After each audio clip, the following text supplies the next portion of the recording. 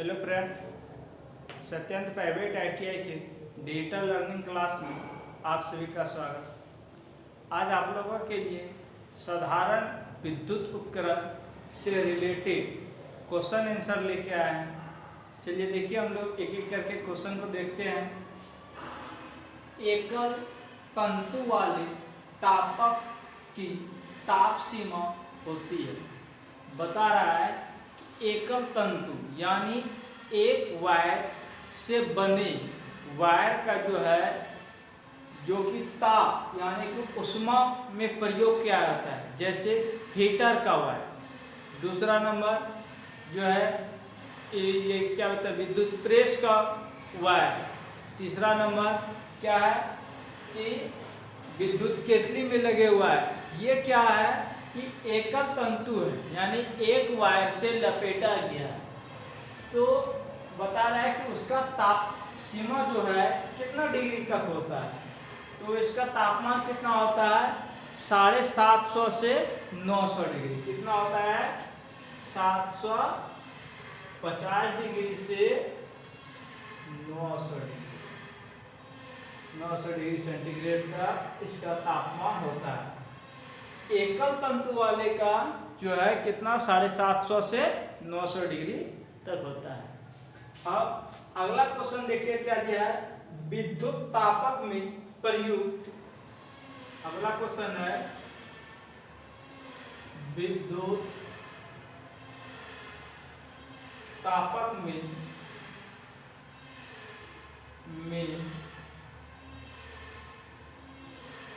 प्रयुक्त ऊष्मा रोधी। विद्युत तापक में प्रयुक्त ऊष्मा रोधी औचालक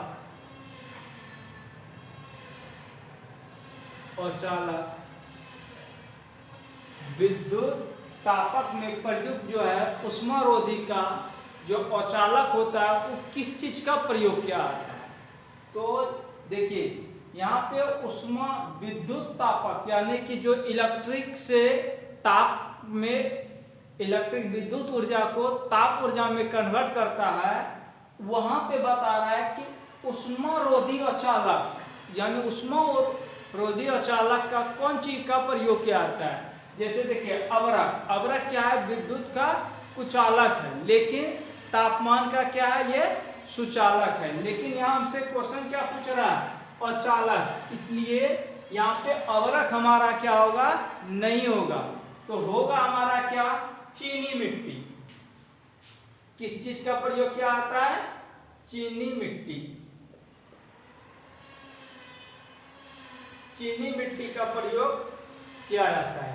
क्यों किया जाता है, क्योंकि देखिएगा जितना भी अधिक जो है अधिक एम्पियर क्षमता के लिए बनाया जाता है उपकरण, वहां पे क्या किस चीज का प्रयोग किया जाता है, चीनी मिट्टी का प्रयोग किया। जैसे 15 एम्पियर सॉकेट जब लेते हैं हम लोग, उसके पीछे जो है चीनी मिट्टी का लगा रहता है, क्योंकि वो स्पार्क को रोक लेता है, यानी तापमान को जो है कि वो क्या करता है, सोख लेता है, यानी कि बाहर जाने नहीं देता।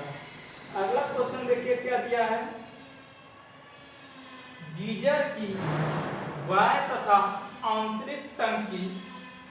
तीसरा नंबर क्वेश्चन देखिए क्या दिया है, गीजर की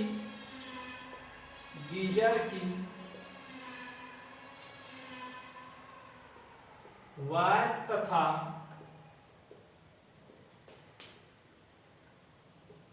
आंतरिक, गीजर की बाह्य तथा आंतरिक टंकी के बीच भरा होता है। यानी बता रहा है कि जो गीजर होता है उसके बाहरी टंकी और भीतरी टंकी। गीजर में क्या होता है, 2 टंकी बने होते हैं। एक किस चीज का बना होता है, ऊपर वाला भाग किसका बना होता है, फाइबर का यानी प्लास्टिक का, और उसके अंदर वाला भाग किसका बना होता है, कॉपर का। वही बता रहा है कि गीजर की वायर यानी बाहरी टंकी और भीतरी टंकी के बीच में कौन सा पदार्थ भरा रहता है। तो गीजर के बाहरी और जो है आंतरिक टंकी के बीच में ग्लास का चूर्ण भरा रहता है। इसका बोला चूर्ण भरा रहता है,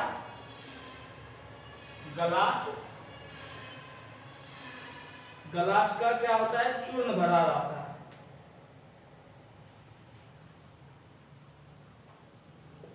ग्लास का चूर्ण भरा रहता है। क्यों? क्योंकि ये क्या करता है, ग्लास का चूर्ण यानी कि शीशा का चूर्ण भरा होता है, वो छोटा छोटा जो लंबा लंबा वायर के रूप में उसका प्रयोग किया जाता है। क्यों किया जाता है? क्योंकि बाहरी वातावरण को आंतरिक वातावरण से संपर्क से क्या करता है, दूर रखता है।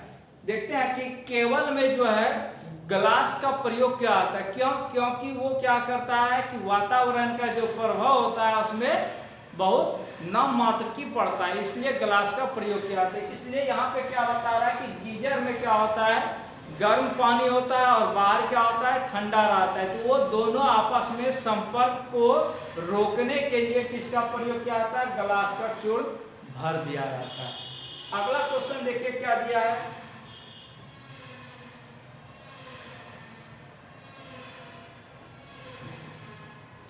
अगला क्वेश्चन है, किस प्रकार की,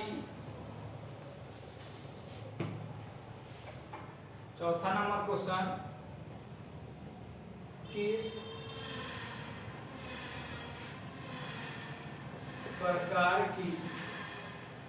प्रकार की वॉशिंग मशीन में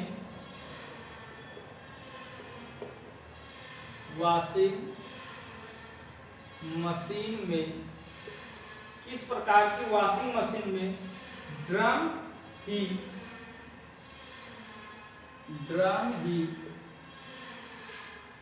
भीतरी कपड़े को धोता है। ड्रम ही भीतरी कपड़े को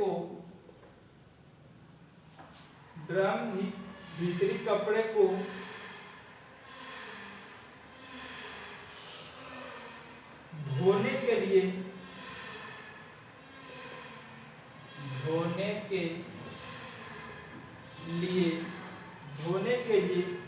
घूर्णन करता है।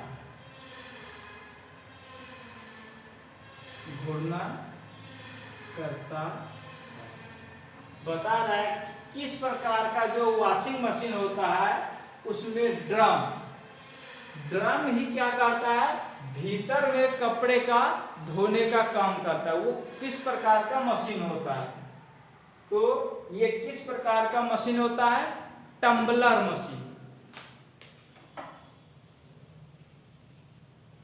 टम्बलर मशीन जो है टम्बलर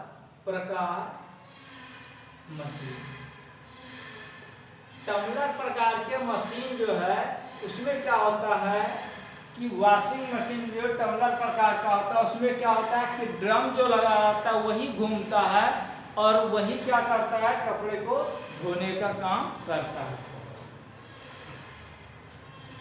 उसके बाद अगला क्वेश्चन देखिए क्या क्या है।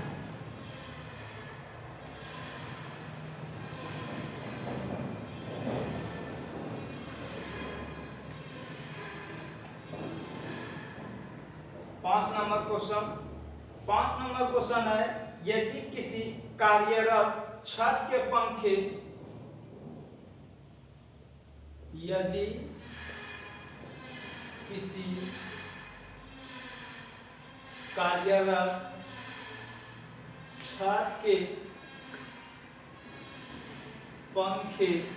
यदि किसी कार्यरत छत के पंखे के संधारित्र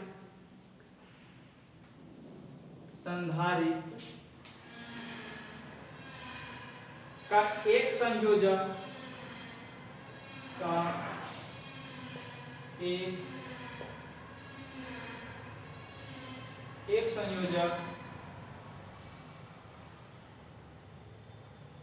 खुल जाए तो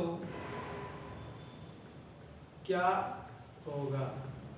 बता रहा है कि यदि किसी कार्यरत यानी कि वो फैन क्या हो रहा है, चालू है, उस स्थिति में पंखा का संधारित्र जो है, संधारित्र कैपेसिटर में क्या होता है, इस प्रकार का ये कैपेसिटर, इसमें 2 वायर होता है। ये बता रहा है कि कार्यरत छत का पंखा का एक संयोजक यानी एक पॉइंट यदि खुल जाता है तब क्या होगा, पंखा घूमेगा या नहीं घूमेगा, या बंद हो जाएगा या जल जाएगा। तो क्या होगा कि जब हमारा क्या होगा कि पंखा का जो है संधारित्र खुल जाएगा तो क्या होगा, पंखा बंद हो जाएगा, क्योंकि वो क्या होगा कि कैपेसिटर ये क्या संधारित्र क्या करता है, एक फेज को 2 भागों में विभक्त कर देता है। जब हमारा ये एक फेज को 2 भाग में विभक्त नहीं करेगा तो पंखा क्या होगा, हमारा रुक जाएगा, पंखा क्या होगा, रुक जाएगा।